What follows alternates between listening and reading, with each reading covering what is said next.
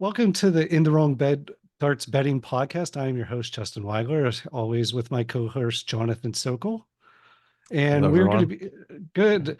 And we're going to be talking about just betting matchups on the upcoming tournament. Right now, we're in the middle of the 2024 World Czars Championship. So we'll be talking about who we like as the favorites and maybe some outsiders that might actually have a shot at winning this, as well as talking about some angles and tips as to how to make sharper, better betting in darts and across, honestly, all sports betting in general, as these can be some of the ideas that we come up with and use can be used across any American or international sports.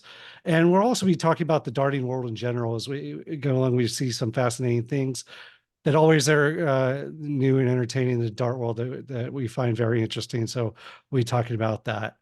So, Jonathan, let's just start off with some of the favorites that we like for the 2024 World Stars Championship. What do you right now? We have Luke Humphreys as the favorite going off at Sure. about 325. I don't know. What do you think about him? Because, like, obviously he's won the last three majors, played amazing, but like that's not the odds there are pretty thin. Yeah, it's tough to just jump in and go after someone at plus 325 to get through a 96 man field. I know he has the first round bye, but uh, you're better off betting individual matches, especially at that price. I would and just kind of writing him up to the point when you see someone that you don't like as a matchup for him. But Yeah, I mean, he's going to be a favorite in all of his matchups, obviously, is the favorite. But what's interesting is you look at some of the other um, derivative betting on it. He's plus 190 to get to the final, and he's plus 100 to win his quarter. So, betting on that, if you think, maybe obviously he's going to be the thinnest odds, whoever he meets in the semifinal and finals, if he gets there, is even money good enough to maybe just make it out of the quarter? Um, I actually probably don't think so. I actually a little bit more intrigued by the plus 190 to get to the final. It seems might be the best odds agree. because if he is in the final, he is going to be a favorite. But you're probably I don't know if he's going to be that big of a favorite, depending Yeah. on who he lines up with. No, I kind of have that same feeling. And it's really I don't get as much enjoyment betting some of the beginning of the tournament just because the odds are so low and you have such a long way to go. And it's more fun in the early rounds for me to actually go for some of the spread matchups, try to get some minus 2.5s, where you can get some decent juice on those bets with the favorite, hopefully moving on 3-0 or 5-0 later on in the rounds. Yeah, I mean, well, if you're to 5-0, I think Yeah. probably now we're now into maybe the quarterfinals, so that might be a bit of a tricky. Although MVG lost Yeah. 5-0 to Jay Chisnell a couple of years back, so you Oh never know. You could yeah. probably get long odds on that. But actually, speaking of MVG, he's actually going off at about plus 400, plus 350 or so. I love the way he's playing right now. Although you can look at what happened in he was up 9-5 into against Luke Humphreys um, in Players Championship Finals and ended up losing that. Yeah. But he's kind of had an up and down year in a weird way. Like he's still playing well, but he's not hit peak MVG quite yet. And who knows? Maybe this tournament gets him back into that mode. Yeah, maybe we'll see it. He's definitely the one out of this group of favorites that are below, 15 to 1 type of odds that I like the most. Even though he's not that much higher than Luke Humphreys, but from what I've seen, he is touching those peaks in spurts of where he was a few years ago, and I think he's show that he's still the dominant person in darts at this point, and I do think we'll see something good out of him this tournament. Yeah. And I think he will too. And he doesn't have too many tough matchups in the beginning. It feels like he can get through the first few rounds, like a couple of rounds relatively easily. Definitely, A couple other people just to mention who we think might that we found a little bit interesting. I mean, Gerwin Price, obviously the third favorite, about plus for 500, sure. and you never get to count him out. Although he does sometimes he'll roll through the easy matches, but his first bit of pushback sometimes he doesn't quite um, live up to it. I guess to the billing, so something to watch out for maybe with that. Maybe one of the surprises, I guess, is the defending champion Michael Smith going off at 12-1, Yeah. and he has not had a good year at all. And this is exactly reflected in the odds, I think. Yeah, he really hasn't shown you tournaments, and yeah, he hasn't really shown me anything worth putting some money on him for this world championship. So I'll probably be staying away from him for sure. Yeah, I am too. Um, Probably the one actually I like that has I'm going to call it mid-range odds is actually the way Gary Anderson's playing. He's going he had 14-1. I really think he could actually go into the semifinals in this. Like everyone's basically figuring him and Gerwin Price are going to meet in the quarterfinals. That everyone's calling it a pre-con conclusion, which you should never do in darts. Too many things can happen, but a lot of people think the winner of that's going to win the quarter and very well get to the final. Yeah. And I think if he can get past Gerwin Price, I actually do think he can get to the final as well. Yeah, I think that one definitely seems like a good bet as well. I definitely like Gary Anderson against Gerwin Price in that quarter and have a chance for him to come out of there getting into the final. Yeah, I think the last 6 months, I think he actually has the highest average on tour somewhere. I think it's something Oh, like wow. 98.5 or something like that. He's the leading out 3 dart average. So it's just testament to how well he's actually playing, really turning on the beginning of the year. He hasn't been so much, but um, why Luke Humphreys is the favorite, right? How you are going into this tournament kind of says a lot Makes a big about deal. Yeah. exactly and what your form is. And I think that's part of the beauty about darts more than any other sport is recent form matters so much into how you're playing and how it actually figures into the odds as well.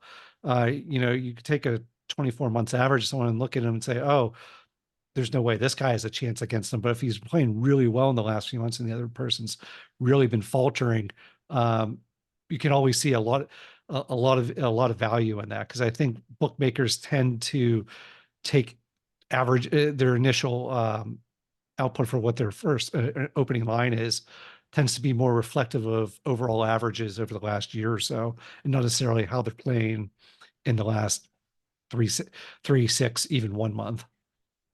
Yeah, dart's different than some of the other sports that we bet on. Football specifically, you really need to go back to at least the previous year to gather enough data to feel like you have can make a good analysis on things. But darts, and not too different from golf, you really see players get on these hot streaks where Hmm. week after week Yeah, they exactly. have found something to be factored into the way that you're analyzing the matches and heavily weighting some of the most recent play over like a year long average. Yeah, exactly. And, there's no course effects but, some people just play well on the big stage. Some people do very well in floor events, all the Players Championship 27s that get hidden behind, that unless you're watching PDC TV, you're not going to be able to see. But Yeah. it does speak to the recent form, but it also there's just a different thing when you get on the big stage, like and how the crowd affects people. You can see how it affects some people relish in it, and some people you can tell just Oh yeah. absolutely unnerves them. And especially first time people on stage, you can tell like they're not used to that kind of atmosphere quite yet. Yeah. And that's one of the things that I like in the first round. Like I was mentioning before, trying to get some of the bet the favorites in the a minus situation. Someone who's been there before has a little more experience against the newbies. I feel like uh, or there's the favorites are successful a lot, and we've seen in the past, a decent amount of 3-0, 3-1 wins from those favorites.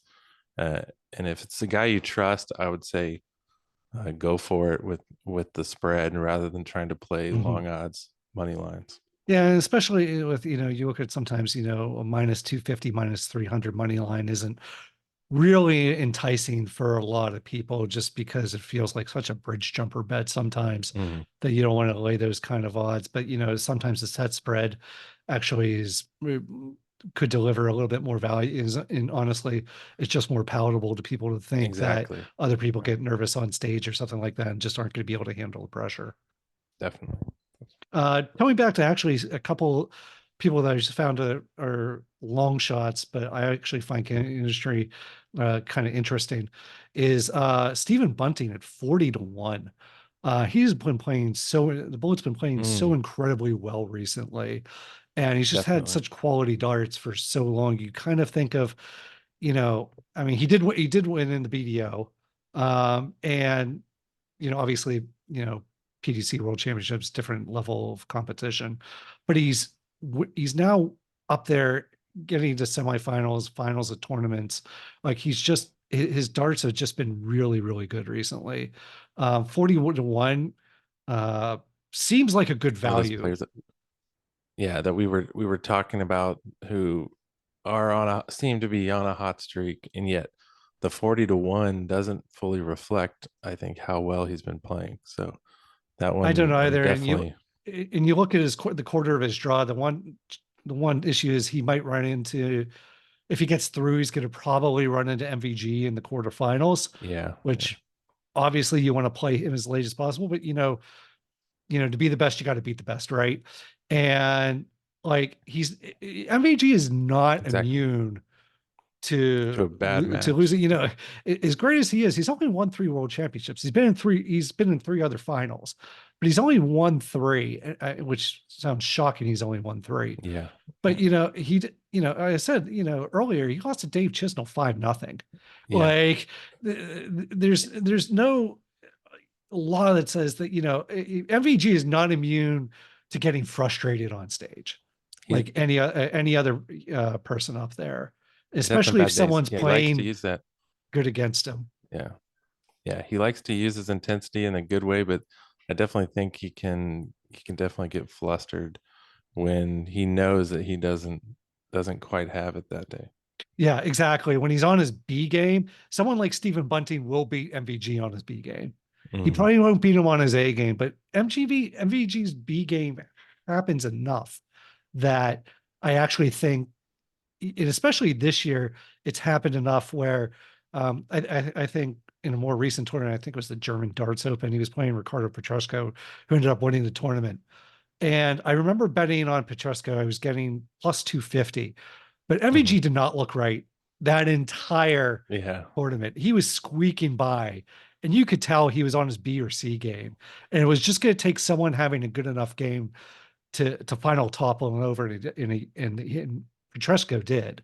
But it's not. But MGG just he has his B game sometimes. It's not. This isn't 2013, 2015 where he's thrown in 100, averages every game. It's just not how he's been this year. And I think if he does run into Stephen Bunting, Bunting probably has a better than, like, I wonder what those odds will probably go off at. I imagine MVG is probably maybe minus 300 on that, maybe minus two yeah, that seems a 275. little high. Yeah, maybe minus 250, minus 275, Yeah, but I would still, honestly, at 2 to 1, I would take but you get Bunting to see that probably, match. depending on how he's Yeah, playing it. Each of them are playing in the tournament, but I probably would take that. Um, Sorry, got a little sidetrack there. But as always, much things in the darning world just come back to MVG somehow. Uh, exactly. Another intriguing is Luke Littler. He's 16-year-old, even though he looks like a darts player and Yeah, looks like he's 35. I need to see a Uh, birth certificate for that, yeah, honestly. exactly, I exactly. don't I don't believe he should have been. He beat Jan Verdine in believe it. the World Youth Championship, but he can't prove that he's a youth. I don't think. But him at 5,000 to 1. Also, he's got a really favorable draw, and that he's paying a possibly injured Christian Kist in the first round. And if he gets through him in the first round, um, he's got Goldfinger in the second Oh round. yeah. Yeah. And Andrew Gilding's been there because he's 31 on the order of merit, and he's had a good year. Winning the UK Open will do that. But his top game just he doesn't have a huge top game. He He's pretty struggled last time consistent. out too. And yeah, he did struggle last time out. And you can see someone like who, from what I've seen of him and what I've read and heard of him, has no fear. And it has a Yeah, he kind of is a bit of a swagger for especially for someone his age, so young. supposedly his age. Yeah, And I could see him doing some damage in this. So I've actually I've taken him, I actually got him earlier, 58 to 1. Um, but I actually like him, and even if he gets through the first few, might be good to hedge if he runs into someone who might be kind of a big favorite against him later. yeah, he's one of the players I'm really looking forward to watching this tournament. And uh, If you've never seen him yeah, before, like it is shockingly, his action is shockingly impressive. Like it just like it looks like he's been on form like that for like 15, 20 years. And like yeah, it's a really I was really impressed to watch him in the Youth Final, and he really, really impressed me. I mean, Jan Embiid actually played really well. I think he lost 6-4, but Littler just like was just unfazed the entire mhm. time. Yeah. In the And first round, he's one of the players who I did like laying a set and a half with against Christian Kiss. Like it does seem that Littler has shown that he's not going to be afraid of the moment, and that's one no, of the exactly. He's not. I don't. No one thinks he's yeah, to be afraid of the moment. yeah, And honestly, you never know. Honestly, I might be inclined to take -2.5 because Christian Kiss has had some injury issues recently. So his arthritis sometimes flares up, which is a terrible thing to have as a dart player. But if you for sure. can, if you can, if that's actually a problem, maybe even -2.5, looking for a clean sweep, because I think Littler's probably I think -225, -250 to be kissed at the moment. So yeah, maybe even taking him as a set favorite there could be a good play. Um, Two other long shots that I like. One is Richard Veenstra. He's been playing incredibly well. I think he is a top five. He's had like a top five average actually in the last few months. And he at plus 40. I got him at plus 40,000, which Oh man, 400 to 1 is it's awfully enticing for a guy who, even if he can win a match or two, he would run into MVG probably in round three. And yeah, I would absolutely do a big hedge against that. But of when you course. look at what I like to do with these long shots, if you think they actually have a legitimate chance of winning a match or two, is after maybe the second match, it is to hedge that. And, all people, pro bettors are probably notoriously say never hedge a bet. Sure. Um, I think this just the future itself is overvalued to the point where I think you can make money even more. You can make more money making it back, even if he beats a couple favorites along the way. Yeah. I don't think he has. I don't think he really has the game to. He just doesn't have the top game to win it. He has a good enough game though that if anyone falters, he will take advantage of and win. Yeah. And what you're talking about makes sense. That the line for him winning the whole thing is so long that you can actually that if he makes it through 1, 2, 3 rounds Mhm. before getting eliminated. Inci- So this yeah, Incidentally, his first round matchup is someone you actually kind of like in Ben Robb. I know that. So we're gonna find out soon which one of our long shots has a chance to come through. But I do follow the Modus Super Series throughout the year, and Ben Ra was one of the players who was on it recently, and I just in good shape. He was playing really well. He uh, narrowly lost the week to Steve West, but he was battling, back and forth in all of the matches and had put up some really good numbers. So I'm looking forward to seeing if he can take down Veenstra in the first round. We'll Yeah. see Yeah, we'll which see. one I of hope us I'm hoping he's not, but I think he's going. You got him at what, 100,000 or a plus a thousand to hundred one, thousand. a Yeah, thousand to yeah, one. Yeah. So yeah, it's one of these things there with these super long shots that realistically don't have a chance, but you can find value if you think they could win a few rounds and then start making money just by hedging against them every round. Um, is another way to kind of look at, hey, if any of these long shots or you think might be or in a weak part of the draw, or someone or against somebody who's notoriously has a lot of variance in their game. Like I Yeah. wouldn't do Hot that and against cold. James Yeah, Wade. exactly.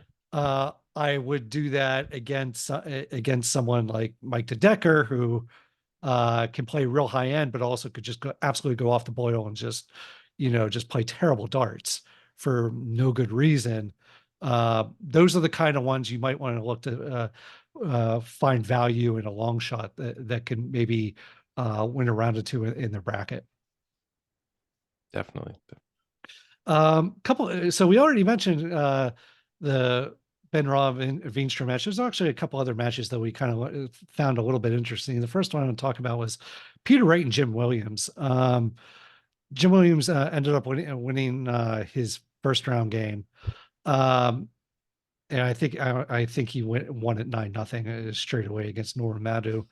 But this is a really interesting. This is a bad draw for Peter Wright.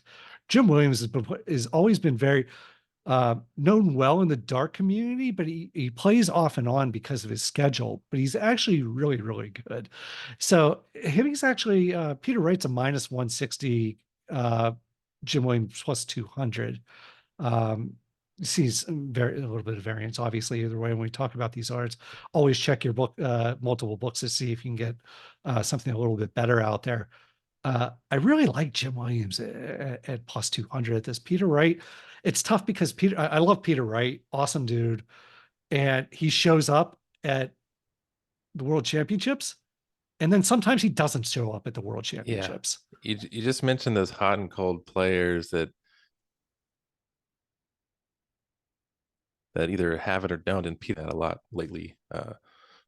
When he goes out, he can either be on a really good run, but it's not very predictable to see what his form is going to be going into these tournaments. I feel like he could have had a bad tournament and now he's on Yeah. the rise. He's just a high variance player. Yeah. And so many times on the European darts tour, he lost in the final to Francesco in the German Darts Open, but like he would also lose in the quarterfinal or the round of 16 to one of the local players. Like it's just like it's tough. Like you're never surprised when Peter Wright wins a match. He can absolutely beat anybody. It's a top game to do it. The question is like, does it show up that day or not? And you know, I think Jim Williams has a fighting chance on this as being one of the things. I think he's in his first round or technically second round match against him. I think he's at plus 1.5, minus 155. So obviously the bookies think this is going to be a close match. They don't think there's, Yeah. Yeah. you usually hear like a name like Peter Wright and you're like, oh, he should roll through that second round. This is just, I honestly think this is a terrible draw for him.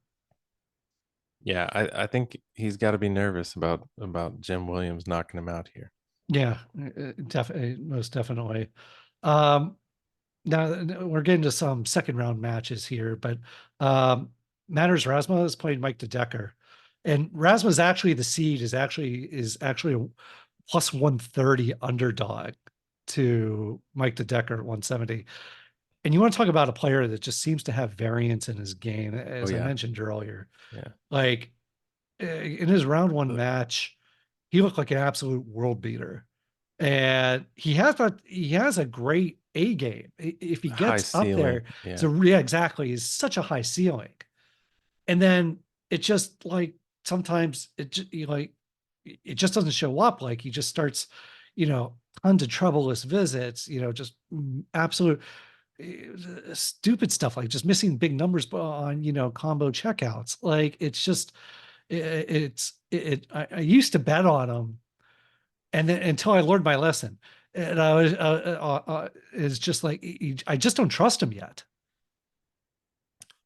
Yeah, generally I like Mike Dedecker, and I did bet on him in the first round. Fortunately, he was on form for that match, but I'm definitely in agreement here in this upcoming match against Rasma. Makes me a bit more nervous whether or not he'll be able to hold that good Yeah, form. and I'm Rasmus, probably riding with him still in this matchup, but I don't love I feel like the odds should be a little more even than the yeah, I minus think the 170 odds should be plus a little 130. bit more even on this. Like Rasmus, like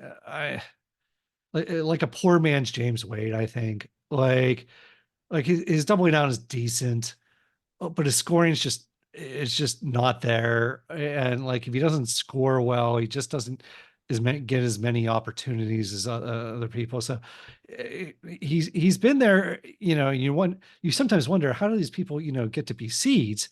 Um, he just plays in a lot of tournaments. And Yeah, sometimes he just earns enough money through, the European tour.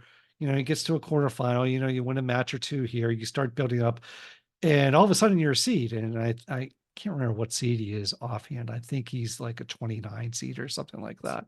That's how they end up sounds getting here. about But right.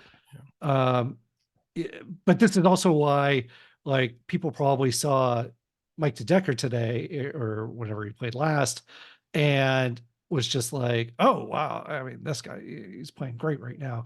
And it's true. If he plays like that against Manners Rosma, he absolutely will win going away. But I know you love him, and it just like he just quite hasn't put it together yet for some reason. Yeah, Um, the other one of the other interesting matches I find is probably the last one we'll talk about is Danny Noppert versus Scott Williams. Uh, oh, yeah, Danny Noppert's a minus 300 favorite, but I kind of like Scott Williams in this part. And at least for him to keep it close, I wouldn't be shocked if this goes the full 5 sets. Like Danny Noppert's like he can sometimes when he's on, great game, but he also is someone whose game, interesting enough, he's one of the people who just seems to lose it sometimes in the middle of a match. Like he'll start off great, and you'll see him wait a set or two, or I shouldn't say a set or two, he'll win a few games. Um, but it's shocking. Like it'll be even a first to six, yeah, match. And the first two legs will have like 110 average, and then the next two legs will be 80. And you're like, oof, yeah. two different players here that you're playing against sometimes. Definitely. This is one of those matches.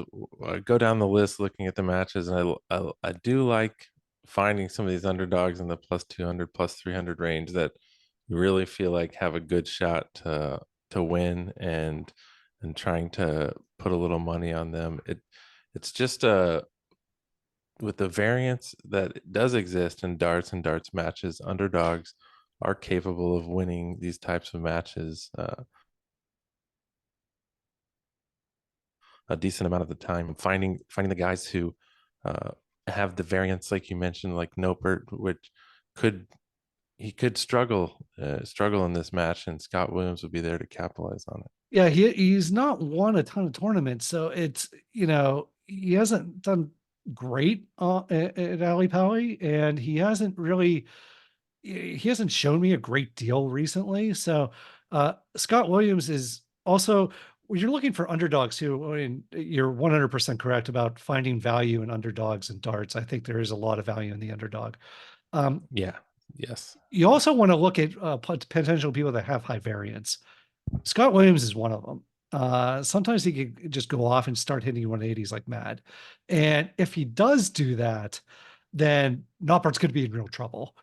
because his scoring's going to afford him a lot of chances in this match if Noppert doesn't have it. And even if Noppert does have it, Scott Williams has a high enough ceiling where, um, A game versus A game, they're actually quite close. And so I wouldn't be, I'm definitely putting some money on Scott Williams for this one because I just think I just don't think Noppert should be this big of a favorite for this match. Sure. And I think that's a good point you had. Pairing up two of the high variance players together, knowing uh, that that could be the case that the favorite has a bad day, the underdog ends up playing well. The odds probably don't reflect how much value there may be there when you have those very high variance players, and it's reflective of more of a steady average between these players, but not how often the underdog actually may be on top of their game and be able to knock off the favorite. Yeah, and Scott Williams actually played fairly well in his first round match. And I really think that he he has the ability. He's just one of those players that hasn't quite, put it together. He just has long stretches of just, you know, just honestly just having his D game be around and it's just not Yeah, winning darts. But looking at his first round match and just looking at Danny Noppert's history as well as his ability to kind of just fade away in matches. I like Scott Williams at the plus 220. I also like him probably at plus 7.5 as well for him to cover that. I think he's at plus 105 to cover um to at least to lose 3-2 or win or actually win the match. And so I will absolutely be taking money on that because I think it's just this is way too close than what the odds are being reflected at. yeah. I think we've got a good formula for pushing the underdog Scott Williams in this match for sure. Yeah, So, absolutely. And with that, we are actually going to be out of time for today, but I want to thank everyone for joining us. We're going to be doing this on a very regular basis, especially during the tournament as well as going forward. We'll all be talking about things in the darting world, and we're just excited to get this going. Please let me uh, help follow, support us. Just kind of like and follow, as everybody says, and we will see you next time. So. Uh, for me, Justin Weigler, and Jonathan Sokol saying goodbye till next time. yep. Goodbye, everyone.